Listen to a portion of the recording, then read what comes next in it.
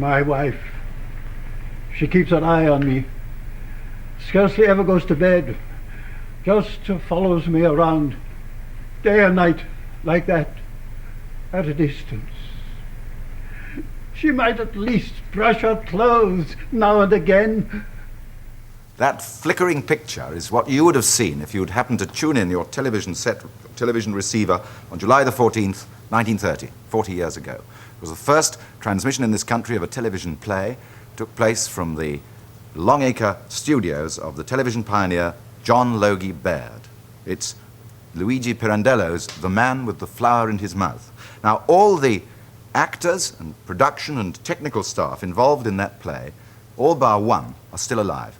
And they've all come along to the review studio tonight to talk about this great turning point in communications, and also to do more than this, to recreate the means by which it happens. Because that bit of film you saw earlier is not a bit of old library movie. That was a real live transmission from this studio through the original equipment, or copies of it, used by Baird on that day. This photograph shows the cast and the production staff as they were in July 1930.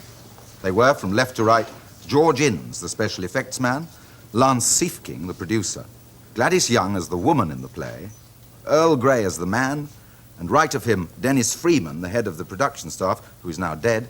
Above him, Lionel Millard, who played the customer in the play, and on the extreme right, Mary Eversley, the prompter. 40 years later, all these people have come together in our review studio to recreate this event.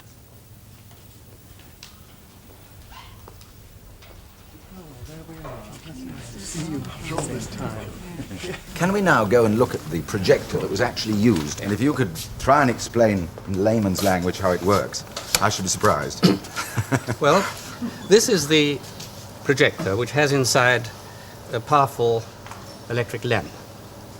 This is the scanning disc, and here is a focusing lens which projects onto the subject, which would be in the studio. The other So if side I of the sat wall. here, you could sit there now. That should hit my face. Yes. The scanning disc is the heart of the camera, and it has, round the edge, 30 holes, equally spaced, but arranged on a spiral. And as the disc moves round, first I can show it moving slowly, as a thin beam of light is let through each hole in turn. Mm-hmm. And this lands on the face or the subject or whatever the scene may be. Each one in a different place.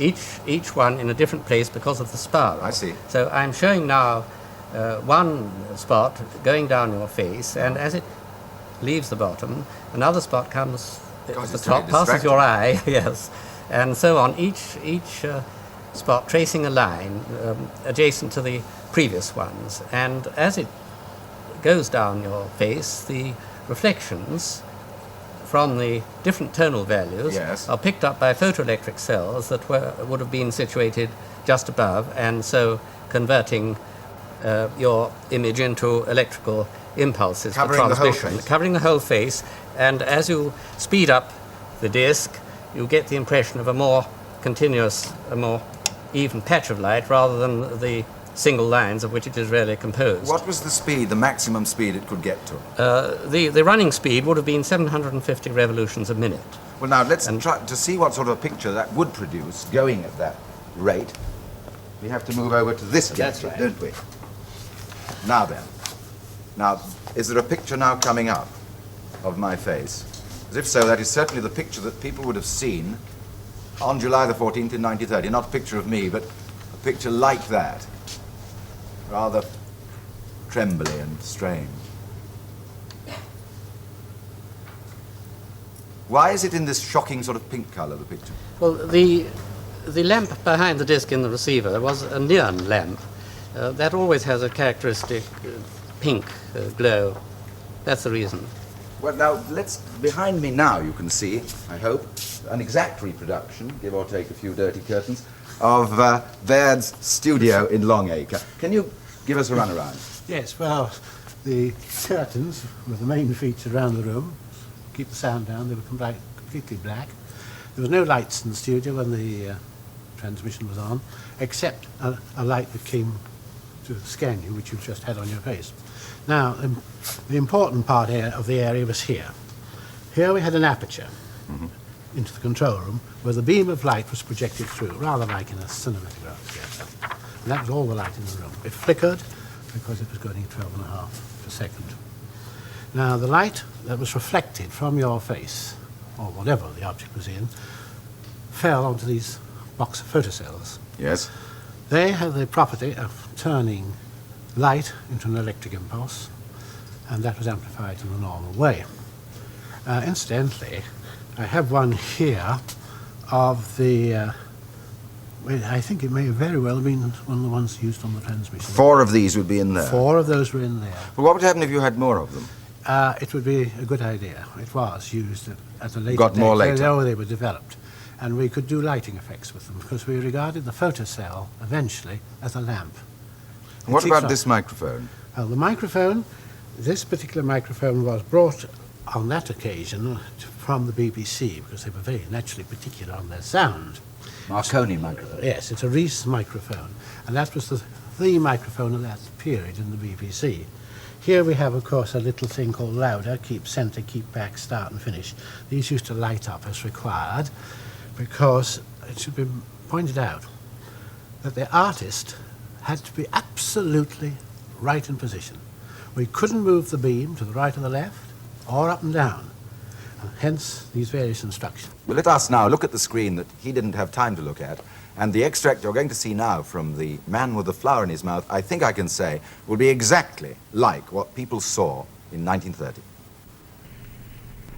We are now going over to Longacre for the first television play. This was my signature tune.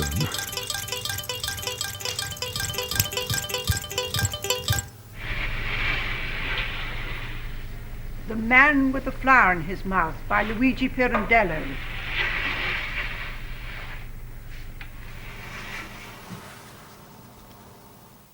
An avenue lined with trees, electric lights gleaming through foliage. Among the houses, a miserable all-night cafe with tables and chairs on the pavement. It's not long after midnight. Faintly from a distance there comes the sound of a departing train.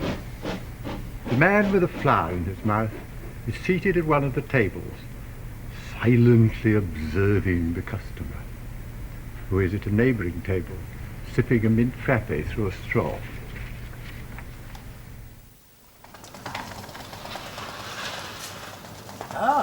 So you missed your train? What? Yes. I missed my train by less than a minute. I got to the station, and there it was, just pulling out. You might have caught it by running. Yes, I suppose I might have, of course, but cluttered up with all these packages. Oh, these women, one errand after another. They're never ending. You must have looked a fine sight. You know what I'd have done? I'd have left the damn things in the taxi. And what about my wife and my daughters? Not to mention the neighbours.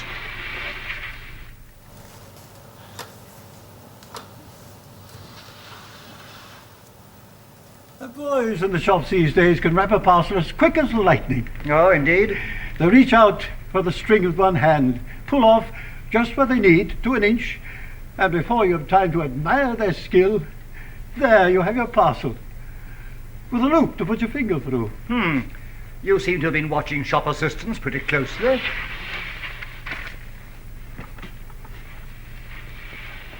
I watch them for days at a time.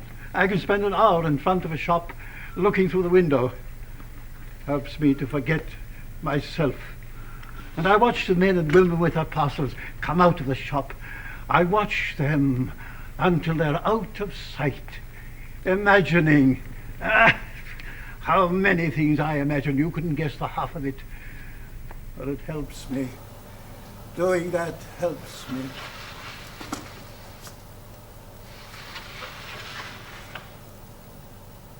Helps you?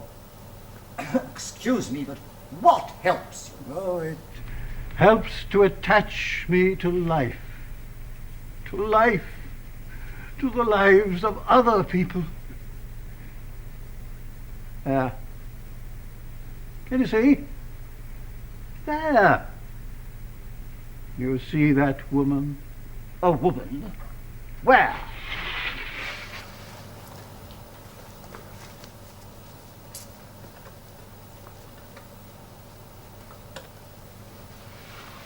Oh, yes.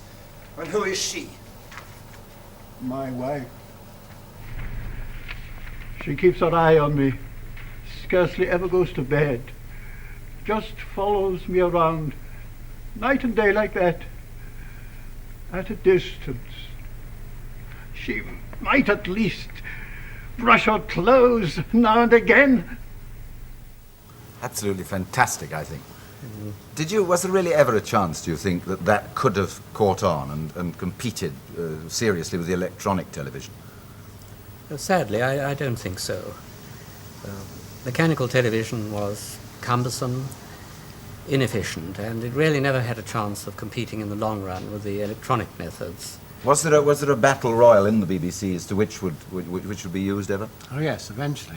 1936, Baird's high definition, EMI definition was mechanical, and there was EMI's electronic high definition, and they were run for a certain period, 1 week on, 1 week off. But Baird lost. How did he take it? Oh, he was a sorry man. I can't blame him. Why didn't he ever, he'd be such a brilliant fellow, why didn't he ever think about electronic television? I think he had a blind spot as regards electronics. He wasn't electronically trained or minded. He was a mechanical man, an optical man, essentially. Yes. That was his métier. Do you regard him as a failure insofar as he was overtaken by another device? No, I don't think of him as a failure. Do you, Cam? No, I don't think so. Quite After all, definitely. He put it on the... he was the first man in yes. the world, wasn't he, to demonstrate true television. And I think he made everyone aware of the potential of television. Well, thank you both very much. And may I thank everybody who's come along here tonight for making this delightful evening possible.